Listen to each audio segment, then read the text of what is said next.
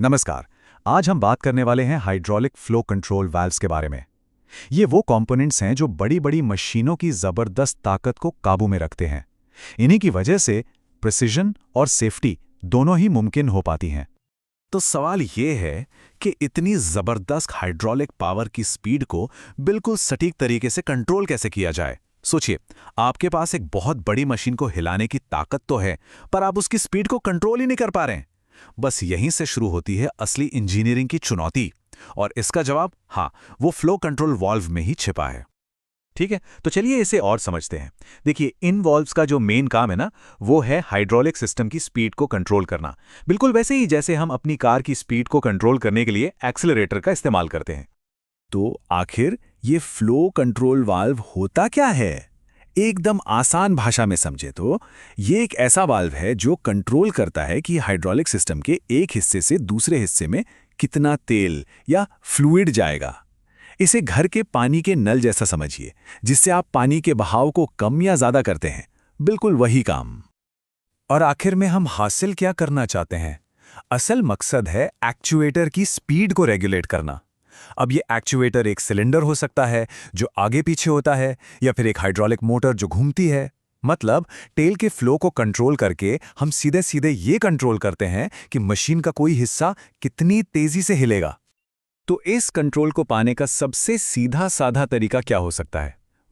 सबसे पहला और सबसे आसान जवाब है थ्रॉटल वाल्व। ये फ्लो कंट्रोल का सबसे बेसिक, सबसे शुरुआती रूप है। अब यहाँ स्क्रीन पर दो सबसे सिंपल तरीके हैं। एक है थ्रॉटल। ये एक लंबा पतला सा रास्ता है जिससे तेल का फ्लो तो शांत रहता है, मतलब लैमिनार। लेकिन इसकी एक दिक्कत है, ये तेल कितना गाढ़ा है, यानी उसकी विस्कोसिटी पर बहुत ज्यादा डिपेंड करता है। और दूसरा है ऑरिफिस। ये बस एक डिस्क है जिसमें एक तेज किनारों वाला छेद है। इसका फायदा यह है कि विस्कोसिटी का इस पर ज्यादा असर नहीं होता, पर यह तेल के फ्लो में उथल-पुथल, मतलब टर्बुलेंस पैदा करता है, जिससे एनर्जी वेस्ट होती है। तो एक सिंपल थ्रॉटल एकदम परफेक्ट सोल्यूशन लगता है ना? लेकिन असल दुनिया में चीजें इतनी सीधी सादी होती नहीं है, और यहीं पर इस सिंपल से दिखने वाले डिजाइन की एक बहुत बड़ी कमी सामने आती है। हाँ, मतलब पहली नजर में तो यही लगता है कि स्पीड कंट्रोल करने के लिए एक सिंपल सा थ्रॉटल वॉल्व लगा दो, बस काम हो गया। ये सस्ता भी है, सिंपल भी है, और लगता भी है कि अपना काम कर रहा है। लेकिन असली सवाल तो अब आता है। सोचिए, क्रेन कोई वजन उठा रही है और अचानक वो वजन कम या ज्यादा हो जाता है, तब क्या होगा? और प्रॉब्लम यहीं से शुरू होती है। जैसे ही लोड बदलता है, प्रेशर बदल जाता है, और उसके साथ ही तेल का फ्लो रेट भी बदल जाता है। नतीजा, सिलेंडर की स्पीड भी बदल जाएगी। जो सटीक कंट्रोल हमें चाहिए था, वो गया। मशीन अब अनप्रिडिक्टेबल हो जाती है। तो इस प्रॉब्लम का सल्यूशन क्या है? जवाब है एक ज्यादा एडवांस्ड वाल्व में, जिसे कहते हैं pressure compensated flow control valve. समझिए, यही है हमारी कहानी का असली हीरो। ये वाल्व एक सिंपल थ्रॉटल से अलग कैसे है? देखिए, इसे खास तौर पर ऐसा डिजाइन किया गया है कि लोड बदलने पर भी ये फ्लो रेट को लगभग कांस्टेंट बनाए रखता है।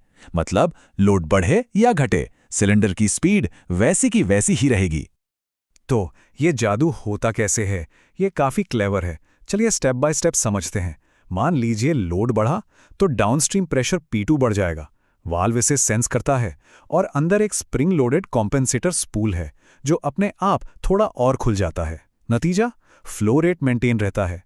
अब इसका उल्टा सोचिए, लोड कम हुआ तो प्रेशर भी कम हो जाएगा। जवाब में वही स्पूल अपने आप थोड़ा सा बंद हो जाता है, और एक बार फिर फ्लो रेट कांस्टेंट बना रहता है ना? एक स्मार्ट ऑटोमेटिक एडजस्टमेंट सिस्टम। लेकिन सिर्फ सही वाल्व चुन लेना ही काफी नहीं है। कहानी का दूसरा हिस्सा है उसे सिस्टम में कहां और कैसे लगाया जाए। ये फैसला भी उतना ही जरूरी है। और हाँ, इसमें कुछ छिपे हुए खतरे भी हो सकते हैं। देखिए, वॉल्व लगाने के दो मेन तरीके हैं, मीटर इन और मीटर आउट। मीटर इन में हम सिलेंडर के अंदर जाने वाले फ्लो को कंट्रोल करते हैं। ये पॉजिटिव लोड्स के लिए बहुत सटीक है, मतलब जब हमें किसी चीज को धकेलना या उठाना हो। लेकिन अगर लोड खुद ही सिस्टम को चलाने लगे, सोचिए एक क्रेन नीचे आ रही है, तो मीटर इन में कंट्रोल छूट सकता है। दूसरी तरफ है मीटर आउट, जहां हम सिलेंडर से बाहर निकलने वाले फ्लो को कंट्रोल करते हैं। ये उस ओवर रनिंग लोड वाली प्रॉब्लम को तो सॉल्व कर देता है, लेकिन इसके साथ एक बहुत बड़ा और छिपा हुआ खतरा जुड़ा है। तो आखिर वो छिपा हुआ खतरा है क्या इस मीटर आउट मेथड में? ये एक ऐसा सवाल है जिसका जवाब हर इंजीनियर को जरूर पता होना चाहिए। जवाब है प्रेशर इंटेंसिफिकेशन।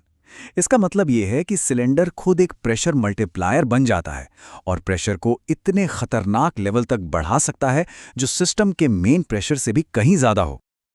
पर यह होता कैसे है, चलिए समझते हैं।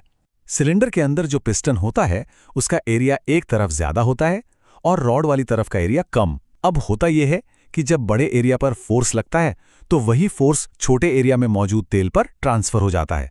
ये बिल्कुल एक हाइड्रोलिक लीवर की तरह काम करता है और प्रेशर को कई गुना बढ़ा देता है। और अगर आउटलेट वाल्व लगभग बंद हो तो ये बढ़ा हुआ प्रेशर इतना ज्यादा हो सकता है कि सिस्टम को फोड़ दे। जैसा कि सोर्स मटेरियल में भी साफ साफ कहा गया है, ये एक बहुत बड़ा रिस्क है और इससे खतरनाक हादसे हो सकते हैं। मतलब ये कोई थ्योरी वाली बात नहीं है, ये एक असली दुनिया का सेफ्टी रिस्क है। अच्छी बात यह है कि इस खतरे से बचने का एक तरीका है। एक सेफ सर्किट डिजाइन में आउटलेट पर एक एक्स्ट्रा प्रेशर रिलीफ वाल्व लगा दिया जाता है। ये वाल्व एक सेफ्टी नेट की तरह काम करता है। जैसे ही प्रेशर खतरनाक लेवल तक पहुंचने लगता है, ये उसे बाहर निकाल देता है। और ये सब हमें एक बहुत बड़े सवाल पर ले आता है। आज हमने देखा कि कैसे फ्लो कंट्रोल जैसी एक सीधी सादी प्रॉब्लम का एक सॉल्यूशन यानी मीटर आउट एक अनएक्सपेक्टेड और खतरनाक नतीजे को जन्म दे सकता है। यह हमें याद दिलाता है कि इंजीनियरिंग में सबसे सिंपल दिखने वाला सॉल्यूशन हमेशा सबसे सेफ नहीं होता। तो अगली बार जब भी कोई सिस्टम देखें तो ये जरूर सोचें, इसमें छिपा हुआ खतरा क्या हो सकता है। ये सोचने वाली बात है।